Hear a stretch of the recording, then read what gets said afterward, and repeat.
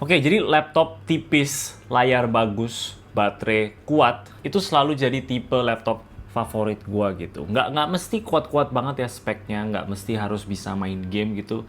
Gua rasa kalau mau main game ya lebih di PC aja, kecuali kita bener-bener harus main gamenya itu jalan-jalan keluar, bisa dibawa kemana-mana ya. Tapi kalau untuk laptop, notebook yang tipis kayak gini, udah paling enak. Yang kita bakal lihat di video kali ini tuh adalah MSI Prestige 13 AI Plus Evo, laptop yang bobotnya itu cuma di 1 kilogram aja ya. Ketebalan itu di 16,9 mm, dan dari dua hal itu aja udah jadi alasan kenapa gue suka yang tipe-tipe notebook tipis-tipis kayak gini. Karena dibawa kemana-mana itu pasti nyaman banget. Bahkan bisa nggak kerasa sama sekali kalau itu ada di tas kita gitu. Dan sebenarnya kalau dibandingin dengan form factor laptop yang kecil kayak gini, dengan performance-nya, itu masih oke banget. Yang model ini pakai Intel Core Ultra 7 258V yang udah embedded dengan 32 GB DDR5 memori. Gokil banget laptop tipis-tipis kayak gini udah pakai 32 GB RAM ya. Grafiksnya di sini pakai Intel Arc Graphics yang nanti kita bakal tes performance-nya itu kayak gimana.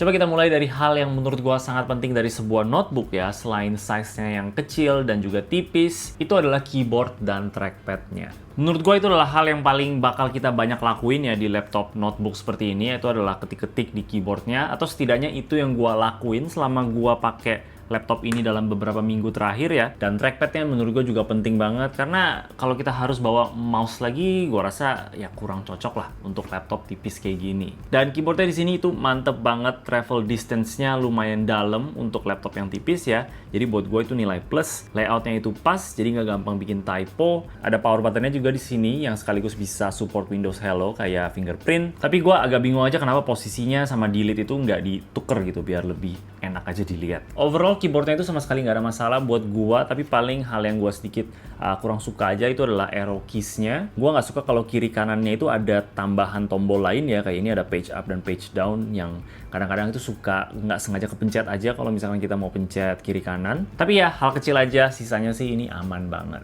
Trackpadnya di sini juga enak. Palm rejection-nya sejauh ini sih nggak pernah gagal ya. Trackingnya halus, kliknya juga satisfying. So far, gue sih nggak ada komplain. Untuk build quality-nya ini termasuk solid, walaupun ada bagian yang nggak terbuat dari aluminium ya, masih plastik gitu. Tapi untuk hal kayak hinge-nya itu kokoh banget, bisa dibuka pakai satu tangan dengan halus. Di bagian keyboard-nya juga nggak terlalu ada flex yang parah banget. Dan di bagian layarnya juga wobble-nya itu sangat-sangat minim. Layarnya di sini 13,3 inch, resolusi di 2,8K, 16:10 ratio, dan ini juga udah OLED. Gua sih sama sekali nggak bakal nolak sama layar OLED. Akurasi warnanya juga oke banget. Dari tes gua ini udah 99,5 sRGB, 92,3 Adobe RGB, dan 98,2 DCI-P3. Dan untuk OLED ini brightness-nya juga masih oke banget, sekitar di 380 nits dari tes gua, yang untuk keperluan outdoor juga masih kelihatan. Gue juga ada cobain kerja di cafe yang ngebelakangin jendela besar, tapi masih aman banget. Jadi sebenarnya untuk notebook kayak gini yang biasanya cuma dipakai ketik-ketik doang, punya layar OLED itu memang sedikit overkill. Tapi ya balik lagi, gue sih nggak bakal komplain, karena kalau dipakai untuk hal yang lain, kayak nonton, itu jadi enak banget. Ini udah jadi laptop favorit gue untuk nonton YouTube dan juga Netflix kadang-kadang pas lagi istirahat. Speakernya dia masih downfiring ya, lumayan tipikal dengan laptop-laptop seperti ini. Tapi ya dia masih oke lah, lumayan keras walaupun sebenarnya bukan yang terbaik. Untuk kamera di depan sini ini bisa rekam sampai 1440p, jadi sebenarnya lebih tinggi lagi dibanding Full HD ya. Dan dari yang gue lihat sih ini ya lumayan bagus sih hasilnya ya. Ini gue udah cobain di scenario backlight dan juga front light. Untuk sekarang kalian lihatnya itu di situasi studio light gitu ya, dan hasilnya sih masih kelihatan natural banget ya, warnanya juga oke. Dan dari tadi kalian juga langsung dengerin suaranya dari mikrofon di laptopnya.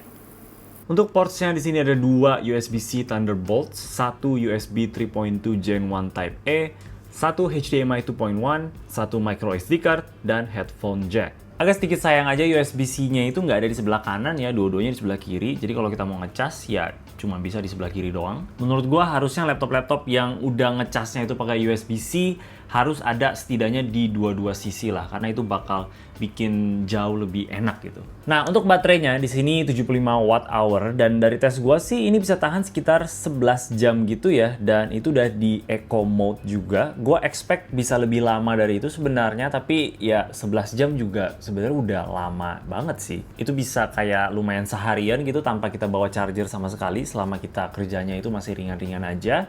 Oke, sekarang kita masuk ke performance-nya ya. Perlu diingat aja selama gua tes performance-nya ini, gua ganti ke performance mode. Gua tesnya itu di ruangan ber-AC begini ya, dalam keadaan dicas, dan juga laptopnya itu dalam keadaan naik seperti ini supaya lebih dingin. Nah, di Cinebench R23 hasil 10 kali tes run itu konsisten di 9900-an untuk multi-core, dan untuk single core-nya itu di 1900-an. Suhu laptopnya juga termasuk adem banget, sekitar di 81 derajat gitu. Gue juga coba untuk editing foto pakai Lightroom. Waktu import 50 foto RAW itu cuma 1 menit dan 9 detik, dan waktu export edited fotonya cuma 38 detik. Dan untuk editing video di Premiere Pro dengan footage 5 menit 4K yang udah di color grade semuanya, itu scrolling di timeline aja nggak patah-patah sama sekali. Nggak ada nge-lag juga, dan waktu ekspornya itu di 8 menit. Waktu ekspornya memang bukan yang paling cepat, tapi untuk sebuah notebook ini udah oke banget. Jadi kalau kalian misalkan kayak gua yang sering ngedit, terutama mungkin ngedit foto, ini laptop udah mantep banget. Nah, sebenarnya kita nggak bakal main game juga kan ya di laptop seperti ini. Ini bukan didesain untuk lakuin hal itu, tapi gua tetap cek aja untuk lihat hasilnya kayak gimana. Dan ya masih bisa lah selama kita resolusinya itu turunin ke Full HD atau mungkin 720p,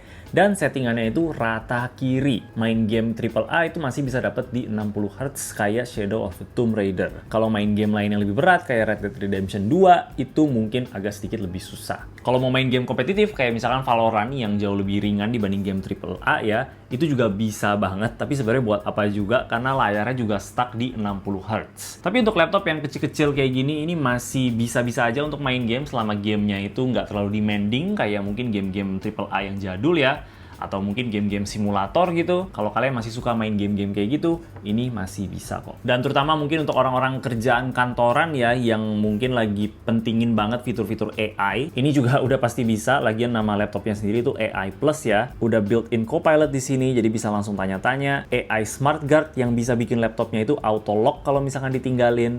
Ada AI Noise Cancellation juga. Pokoknya fitur-fitur AI-nya itu udah lengkap banget. Jadi ini notebook yang udah lumayan komplit banget ya, hampir bisa semuanya, terutama keperluan AI dan juga multitasking itu udah pasti enak. RAM-nya balik lagi tadi juga 32 GB, jadi luas banget. Wi-Fi-nya ini udah Wi-Fi 7, SSD-nya itu 1 TB dengan read and write speed yang udah kenceng, ditambah dengan desainnya yang elegan juga di mata, itu nilai plus banget. Bikin laptop ini jadi kelihatan serba bisa. Nah, untuk harganya itu di 22,5 juta ya, gua cek untuk harga officialnya, tapi gua cek lagi di toko online gitu, kayaknya bisa dapet di sekitar kayak 20-an juta. Memang sedikit agak mahal harganya, tapi untuk kompetitornya di harga yang sama itu juga segituan. Di sini kita dapetin laptop yang solid banget, build-nya itu kokoh, nggak berisik juga ya, sama sekali nggak ada suara kipas pas gue lagi pakai gini, kecuali pas kita lagi benchmark gitu. Layar yang OLED, jadi untuk keperluan entertainment jadi enak banget, ringan, jadi gampang untuk dibawa kemana-mana. Bikin gue jadi suka banget sama tipe notebook tipis-tipis kayak gini.